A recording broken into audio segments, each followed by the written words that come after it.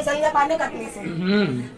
मेरा प्रश्न ये है कि आपने कभी साईं बाबा को ये बोला है कि वो भगवान नहीं है? आपने क्या बोला?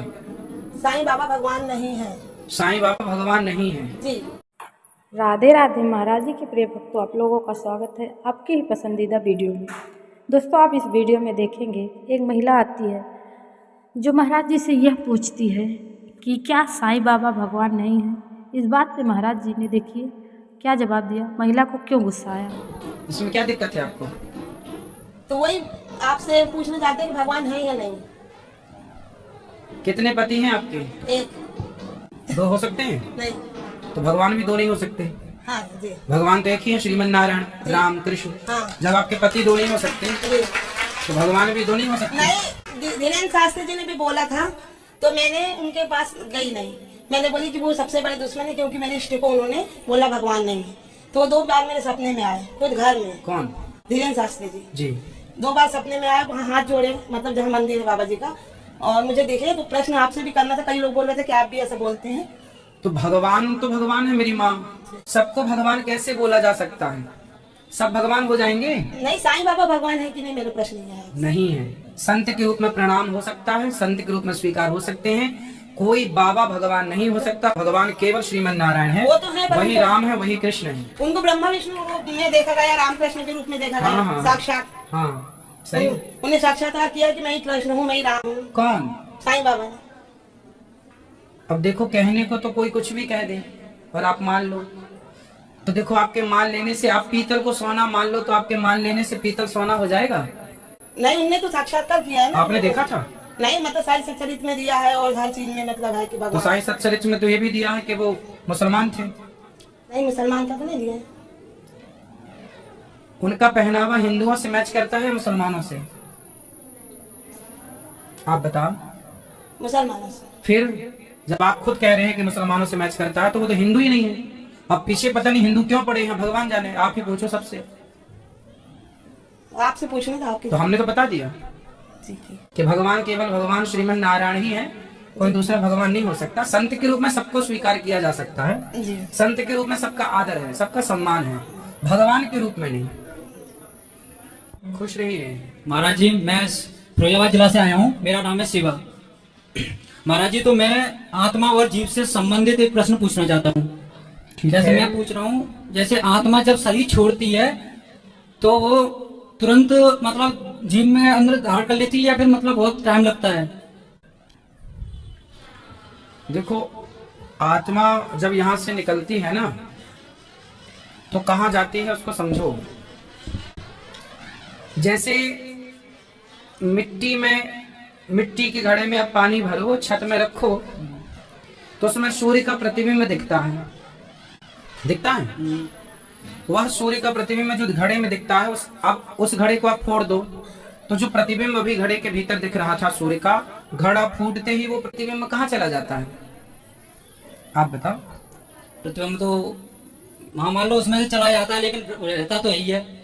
वो प्रतिबिंब बिंब में मिल जाता है। जैसे आपकी शक्ल दर्पण में दिख रही है, तो आप दर्पण के सामने खड़े हैं तो आप दर्पण में दिख रहे हैं, और आप दर्पण से हटे तो दर्पण से हटते ही जो दर्पण में आप दिख रहे थे वो कहाँ चला गया है? वो प्रतिबिंब था। आपका प्रतिबिंब दर्पण में, आप हो गए बिंब, और जो दर्पण में दिखा आपका वो क्या था? प्रतिबिंब। तो दर्पण टूटा तो प्रतिबिंब बिंब में मिल गया। मेरा प्रतिबिंब अभी तक दर्पण में दिख रहा था, दर्पण टूट गया तो प्रतिबिंब बिंब में मिल गया। उसी तरह आत्मा ईश्वर का अंश है, प्रतिबिंब है। तो आत्मा निकलती है तो ईश्वर से जाकर मिल जाती है। वैसे ही जैसे आपका प्रतिबिंब आप में मिल गया। नहीं, जैसे मान लो किसी आत्मा का मान लो जन्म होता है दोबारा, तो आत्मा का जन्म नहीं होता। नहीं, किसी जीव में जैसे जाती है। हाँ, जन्म आत्मा का नहीं होता, न मृत्यु आत्मा की होती है। आत्मा तो नित्य है। अब मृत्यु किसकी होती है, जन्म किसका होता है, वो समझने के लिए थोड़ा डीप पे चलना पड़ेगा। अच्छा। अब वो कौन है जिसकी मृत्यु होती है? देखो, आपका शरीर जो है, जब आत्मा निकलेगी तो लोग चिता पर जला देंगे। ठीक है। तो आपका शरीर बना 5 चीजों से, पृथ्वी, जल, वायु, अग्नि, आकाश। और जब आपको जलाया गया तो जलाना एक साइंटिफिक रीजन है कि आपके 5 तत्व 5 में मिल जाएं। अग्नि तत्व, अग्नि में, आपके शरीर में अग्नि होती है जिसे जठराग्नि बोलते हैं। अग्नि तत्व अग्नि में, जल तत्व जल में, वायु वायु में, सब मिल गया। अब बचा कौन? आत्मा परमात्मा मिल गई, शरीर 5 तत्व मिल गया। अब क्या बचा? अब बचा आपका मन, जो बहुत चंचल था या है, उसी को कहते हैं सूक्ष्म शरीर। अच्छा। वो सूक्ष्म शरीर यहाँ से निकलता है, दूसरा शरीर प्राप्त कर लेता है, तीसरा शरीर प्राप्त। जैसे आपकी सिम, आपका मेमोरी कार्ड, जब आप मोबाइल चेंज करते हो तो 2 चीजें अपने मोबाइल से निकालते हो, मेमोरी कार्ड निकाल लेते हो और सिम निकाल लेते हो। दूसरे मोबाइल पर डालेंगे तो पूरा डेटा वही का वही उसमें आ जाता है, हाँ या ना? हाँ। उसी तरह जो हमारा मन है, सूक्ष्म शरीर, हमने जन्म जन्म में जो भी किया है सब सेव रहता है सूक्ष्म शरीर में। आप जो भी शरीर प्राप्त करेंगे, कुत्ते का, बिल्ली का या मनुष्य का, वो सूक्ष्म शरीर उसमें चला जाएगा, उससे निकला उसमें चला गया, उससे निकला, ये योनियां है, चलता रहेगा चक्कर तब तक जब तक भगवान की शरण में नहीं जाओगे तब तक। और भगवान की शरण में केवल मनुष्य ही जा सकता है। तो आप मनुष्य हो के भगवान की शरण में जाओ और जन्म मृत्यु से मुक्त हो जाओ, इसलिए मानव का शरीर मिला है। ठीक है? क्या समझ में आया आपको? नहीं, समझ में तो आया। मैं मतलब ये पूछ रहा हूँ, जैसे शरीर, जैसे सूक्ष्म शरीर है जो मतलब दूसरे में शरीर में गया, तो मतलब वो जैसे शरीर जब जन्म लेता है तो वो तुरंत मतलब जन्म मतलब उसमें जाती है आत्मा, या तुरंत नहीं, तुरंत नहीं, पहले जाएगा, हिसाब किताब होगा, क्या पाप किया है, क्या पुण्य किया है, उस पाप और पुण्य के अकॉर्डिंग कि आप अब कहाँ जाने के अधिकारी हैं, अच्छा, तब आपको वहाँ भेजा जाएगा। आप कुत्ता बनने के लायक हैं कि सुअर बनने के लायक है कि मनुष्य बनने के लायक है कि देवता बनने के लायक है, वो पाप आपके कर्मों का हिसाब होगा। भाई आपने आज एग्जाम दिया 10वीं क्लास का, तो आज ही थोड़ी परिणाम आएगा, रिजल्ट आएगा, वही तो। कॉपी जचेगी, क्या लिखा क्या नहीं लिखा। उसी प्रकार जो आपने अच्छा बुरा किया है पहले वो जचेगा, यमराज जी देखेंगे क्या सही किया, क्या गलत किया, उस गलत सही का हिसाब करके आपको अगला शरीर तय किया जाएगा। गुरुजी चरणों में कोटि कोटि प्रणाम। जी जी हम मैया। लोग बम्बई से बसी गांव से आप आए थे लॉकडाउन में, ऐसा सुना है मैंने सहेली से। तभी मेरे आप बोलते माँ की सेवा करो, मेरे माँ ने तो मेरे साथ बहुत धोखा किया है, हाँ। बहुत धोखा किया है।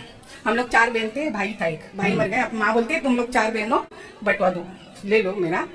उसने क्या किया, मेरा हस्बैंड 20 साल में मर गुजर गए कोरोना से, 2 महीने नहीं हुआ तो उसने मेरे साथ बहुत गलत काम किया। माँ ने मेरे को नहीं दिया कुछ, दूसरी बहन को दिया, और उसका हस्बैंड मुसलमान है, उसने धमकी दिया, बहुत कार्रवाई की, मेरे ऊपर केस भी लड़ाई कोर्ट में।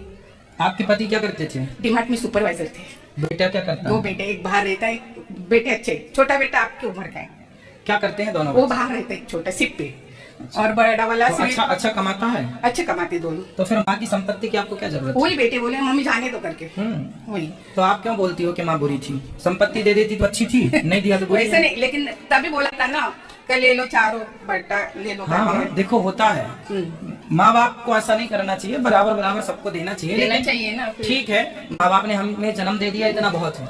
देखो माँ बाप से हम शिकायत करने के अधिकारी नहीं है, समझो, वो हमें जन्म दे दिए, इस संसार में आने का एक मौका मिल गया, सही बात। इतना बहुत था। सही बात। अब आपके बच्चे कमा के खाएं, खाई, सही बात है। हाँ, उनके लिए सारा संसार खुला है। सही बात, माँ की कितनी संपत्ति रही होगी? 1 लाख 2 लाख करोड़ 2 करोड़, और कितना था? सही बात है। कितना था?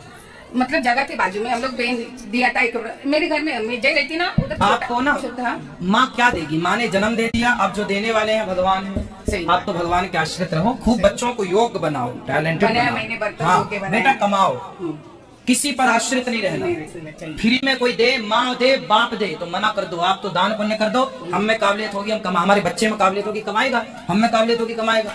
हमें किसी को कभी बुरा नहीं बोलना चाहिए, सही बात है। सही हमें कभी किसी पर आरोप नहीं लगाना चाहिए, हमें अपने बलबूते काम करना चाहिए। सही। हम नमक रोटी खाने वाले लोग हैं, हम नमक रोटी खा लेंगे पर आपसे मांगेंगे नहीं। सही बात है। हम तो अपने बाप से भी नहीं चाहते रत्ती भर। वही केस दर्ज है, बच्चे लोग बोले जाने दो मम्मी करके छोड़ दो। हाँ, तो अब आप ये गाना नहीं, मतलब मैंने सुना, बच्चे लोग का सुना, हाँ, बहुत किया, लेकिन मैं सच करने जाती हूँ, झूठ करके। अब आपको अपनी माँ के प्रति ये गाना नहीं गाना कि हमारी माँ ने हमारे साथ धोखा किया। माँ है अभी, है।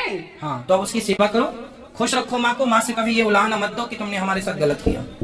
माँ के साथ सदा आप ये भाव रखो कि माँ आपने हमारे साथ बहुत अच्छा किया। वो उल्टा बोलते मैं नरक जाएगी करके। कौन? माँ आपको बोलती है? हाँ। तो बोला ठीक है, मैं नरक जाऊंगी, कोई बात नहीं। आप माँ की दुआएं हो या माँ की बददुआएं हो, आप गलत नहीं किए ना। नहीं किया। तो आपने यदि इस देखने वाला ईश्वर है, सही बात है। इसलिए कोई आपको बददुआएं भी देगा तो उसकी बददुआएं भगवान दुआओं में बदल देते हैं, क्योंकि आप तो गलत है ही नहीं। यदि आप गलत हैं तो उसकी दुआएं काम करें, उसकी बददुआएं काम करेंगी। सही। और यदि आप गलत नहीं है तो कहावत गांव में कहते हैं कौआ के कोसने से जानवर नहीं नहीं मरता। मरते, सही बात है। ये कहावत गांव की है कि आप कोई कितना भी आपको कोसे मतलब आपको बोले गलत बोले कि तुम तो नरक जाओगे, तुम तो ये, ऐसा कुछ नहीं होता। हर व्यक्ति अपने कर्मों के आधार स्वर्ग नरक पाता है, अगले साल किसी भी के मैं बोलने आई से थी, नहीं। अगले साल भी आई थी, दूसरी बार है, हम सही का है। हाँ, तो आपकी माँ बहुत अच्छी है, आपको ये बोलना है बहुत बुरी है ये नहीं बोलना है, सही बात है। ठीक है। उम्मीद है आपको इस वीडियो से कुछ जानकारी ज़रूर मिली होगी। अगर आपको वीडियो अच्छा लगा हो तो लाइक कर देना, चैनल पे नए हो तो सब्सक्राइब करके वीडियो को शेयर कर देना और कमेंट में एक बार राधे राधे ज़रूर लिख देना।